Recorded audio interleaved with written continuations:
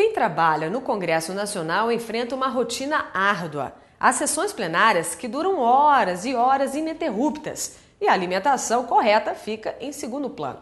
Pensando nisso, a TV Leges conversou com uma nutricionista para dar algumas dicas de alimentação. Café da manhã nutritivo, almoço balanceado, jantar leve e entre essas refeições, pequenos lanches que devem obedecer ao intervalo de 3 horas. Essa é a dieta indicada por vários especialistas em nutrição. Mas será que com uma rotina que inclui sessões plenárias, audiências públicas, reuniões de comissões que podem durar até 8 horas seguidas, dá para ter uma alimentação saudável? Não tem jeito, a gente fica, e quando dá fome, a gente fica com fome. Alguns levam um biscoito para o gabinete, vai tonteando a fome que tem. Mas a maioria não tem como alimentação, não tem como comer. É a tentação que prevalece, porque com o passar do tempo a gente acaba beliscando mais do que fazendo a refeição que normalmente faria. A casa oferece alguns restaurantes, mas realmente não avança o tempo necessário, né? A partir das 8, 9 da noite a gente fica um pouco sem ter onde se alimentar aqui. Esse restaurante de fast food que entregam, sabe que faz entrega, a gente faz o pedido. É a única forma de fazer refeição por aqui na região. Manter hábitos alimentares saudáveis quando se tem pela frente horas ininterruptas de trabalho não é nada fácil. Ficar muito tempo sem comer pode fazer com que você perca a concentração no trabalho. E além disso, quando você tiver um tempinho de ingerir um alimento, pode fazer de forma exagerada. Mas existem sim maneiras de driblar a correria e com determinação comer bem e de forma equilibrada. Então não vou ter tempo de almoçar arroz, feijão, uma carne, uma verdura e uma fruta, então eu posso fazer um lanche. Um pão integral com queijo, presunto, um suco de fruta, uma salada de fruta que nutricionalmente se equipara.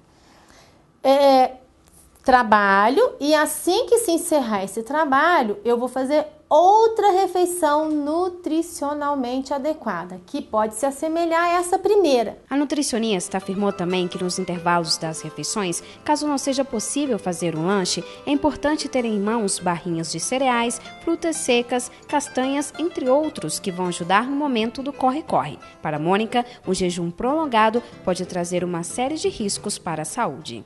Um dos efeitos do jejum é a diminuição da serotonina, que é o neurotransmissor da sensação de bem-estar. Ele está ligado a determinados nutrientes, como glicose, como as gorduras, alguns tipos de aminoácido que vem na proteína, né? Então, você se sente cansado. E qual que é a tendência do organismo? É fazer com que você reponha essa serotonina. Então, você vai atrás do quê? De alimentos doces e cheios de gordura. A alimentação ideal passa pelo consumo diário de porções de proteínas, carboidratos, fibras, cálcio, minerais, lipídios e vitaminas. Ingerir alimentos saudáveis reflete principalmente na nossa qualidade de vida e gera consequências benéficas para a saúde que fazem toda a diferença quando se enfrenta ritmos acelerados no trabalho. Conhecer as instituições do nosso país é uma questão cultural e de cidadania. Por isso, o Espaço Cultural do Tribunal de Contas da União oferece visitas monitoradas, onde um grupo de estudantes da rede pública conhece as exposições e também recebe informações sobre o papel do TCU. A visita é de graça e o lanche fica por conta do Sindileges. Desde o dia 28 de junho, o Espaço Cultural Marco Antônio Vilaça, do Tribunal de Contas da União, apresenta a exposição Pintura Reprojetada. A mostra traz pinturas em seus mais diversos formatos de 5 artistas brasileiros.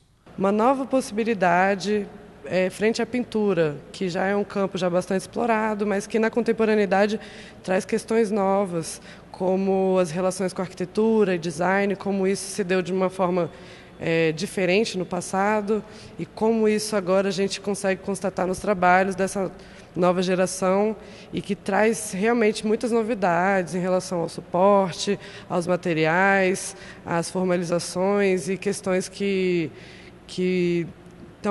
estão dentro desse escopo, né, de possibilidades da pintura.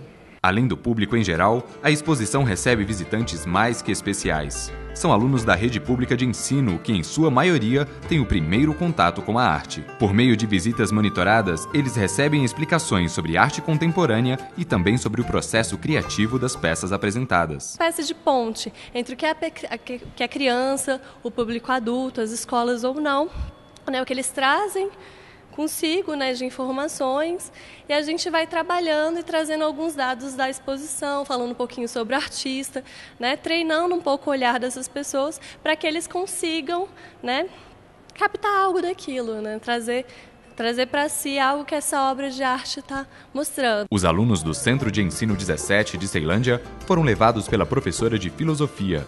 Ela ressalta a importância dos alunos conhecerem o mundo das artes. Acho que eles vão levar, acho que eles vão sair daqui levando para a casa deles, para a vida deles, para a família deles, algo novo, algo diferente.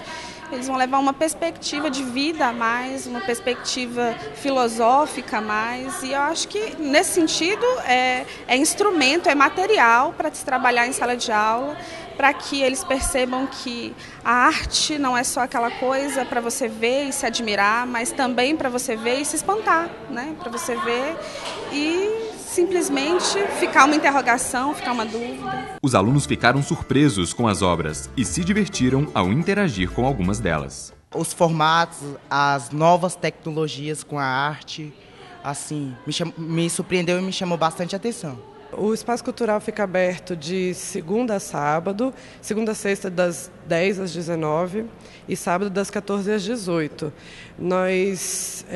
A exposição fica aberta até o dia 3 de setembro. O programa educativo ainda está agendando turmas e visitas orientadas. Para agendar visitas, o telefone é 3316-5221. Quando o Congresso Nacional funcionava no Rio de Janeiro, o material impresso era feito pelo Departamento de Imprensa Nacional, que era responsável pelos trabalhos gráficos do Poder Executivo. Com a transferência da capital para Brasília, houve a necessidade de construir um parque gráfico capaz de imprimir e divulgar rapidamente as ordens do dia, os projetos de lei e demais matérias a serem apreciadas em plenário. Atualmente, a gráfica do Senado é reconhecida pela qualidade do serviço e modernidade. Veja mais na reportagem.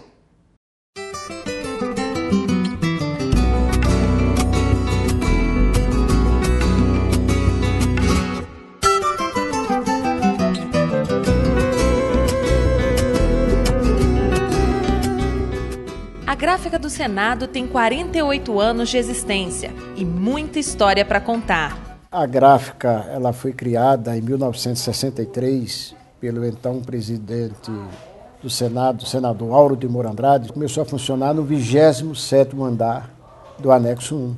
A máquina impressora, tipográfica.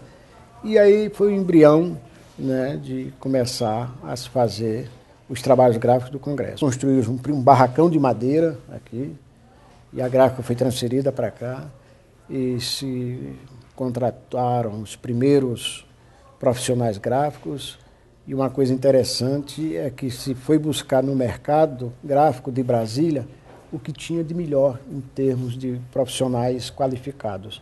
E a gráfica realmente começou com um excelente grupo de linotipistas, paginadores, revisores. Na Gráfica, é possível fazer impressões com o tipógrafo, uma máquina de impressão do século XV, e até publicações em braille para deficientes visuais. Então nós mantemos ainda em funcionamento o sistema tipográfico, nós temos o sistema offset, que é o sistema mais tradicional de impressão hoje, nós temos um sistema de impressão digital, não é? Que é o que há de mais moderno em termos de tecnologia gráfica, o sistema digital, e temos o sistema de impressão em braille. Trabalho aqui não falta, são 18 horas ininterruptas. Todo dia nós recebemos aqui, em média, por dia, 100 ordens de serviço de publicações oficiais, entre as publicações do Senado e da Câmara. Uma média de 100 ordens de serviço de publicações oficiais. Essas publicações, elas têm que amanhecer impressas. Não tem outra alternativa para a gente. Seu Francisco é servidor há quase 40 anos. Ele ainda se emociona ao falar de um momento especial da política, a impressão da Constituição brasileira.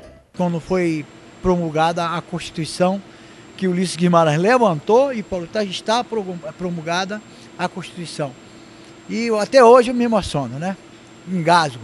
Nós passamos aqui trabalhando na gráfica durante 72 horas, 78, e o momento foi lindo, valeu a pena. Já seu Adamir não esconde o orgulho que tem de trabalhar no setor. Um sentimento de orgulho muito grande, apesar da direção ser muito bacana, né? Que nos ajudou a preservar a tipográfica, isso é um orgulho muito grande. Nós aqui, nós estamos imprimindo a história do Brasil. Então, veja bem, se a gente parar para fazer uma reflexão, toda a história do Congresso Nacional passa por essa instituição. E muitas curiosidades também. Nós tivemos um caso interessante de um servidor aqui que começou na gráfica do Senado, empacotando livros, empacotando jornais, e hoje é ministro do Tribunal de Contas da União, que é o Raimundo Carreiro. Temos outro caso também de um servidor que trabalhou aqui há alguns anos, ele era digitador. Trabalhava à noite, porque durante o dia ele estudava na Universidade de Brasília, fazia o curso de Direito, e hoje ele é ministro do Supremo Tribunal Federal, que é o ministro Joaquim Barbosa.